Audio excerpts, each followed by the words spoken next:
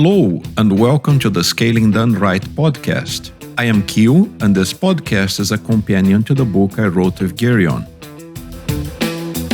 Today we'll talk about scaling in context.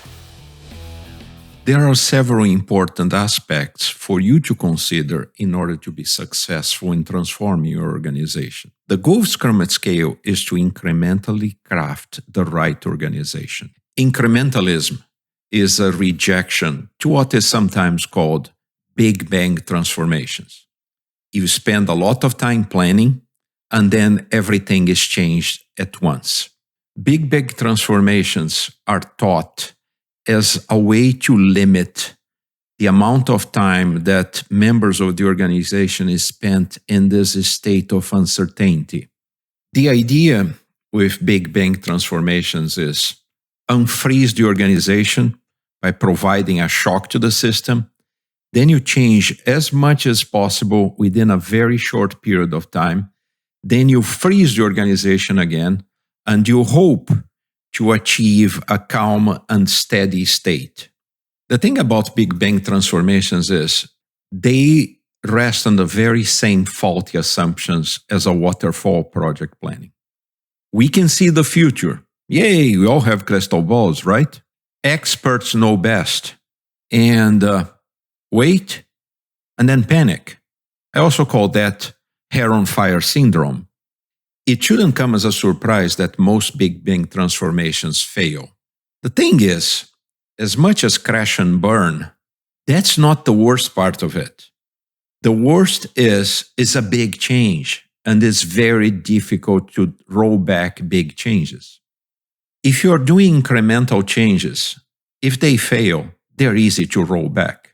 Now, when you're doing this big bang transformations, and I should probably put emphasis on the bang because they're failing with that sound, you are often left in a state of limbo. What do we do next? How do we fix this? Oh my God, we changed everything. So what do we do next? Well, then you're probably stuck in there.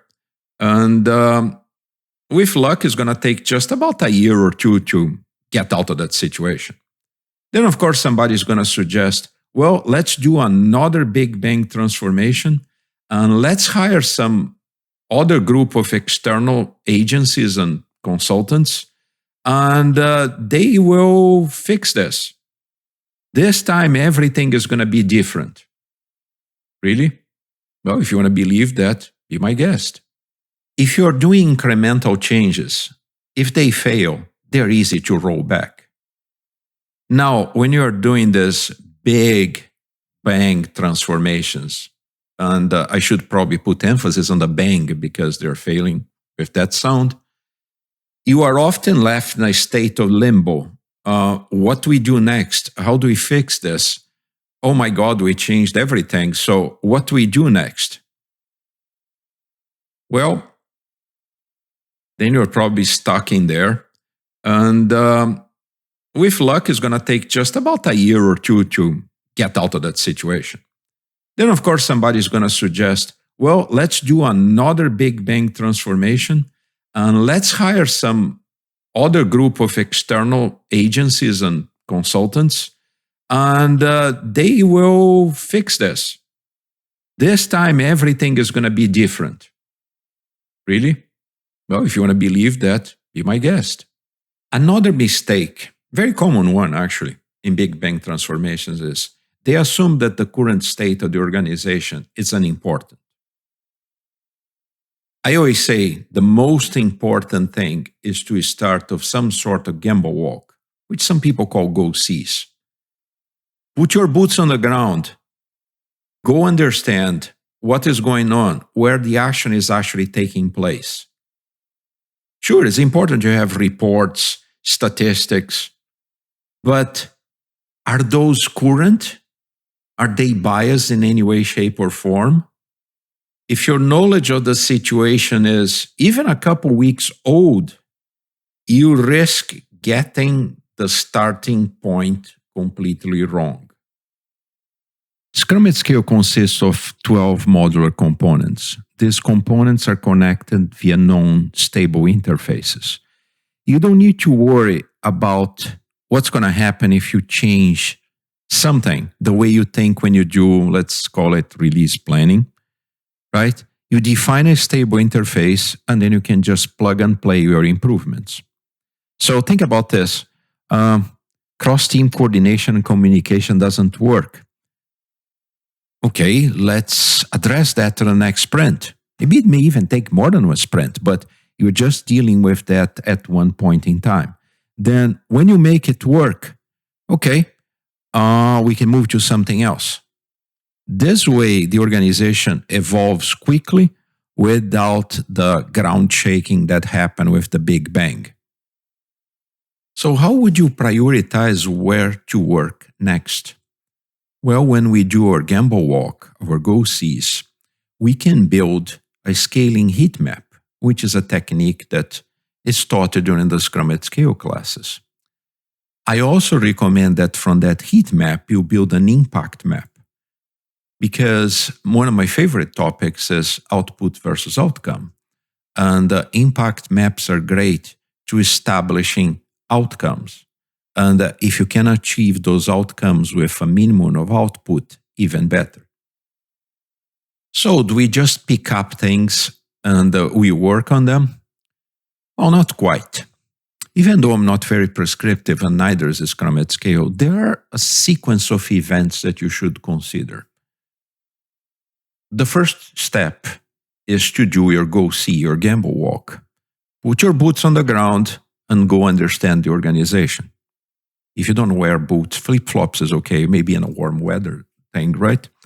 So next step is prioritize those initiatives. You can build a heat map, and as I said before, you can have an impact map.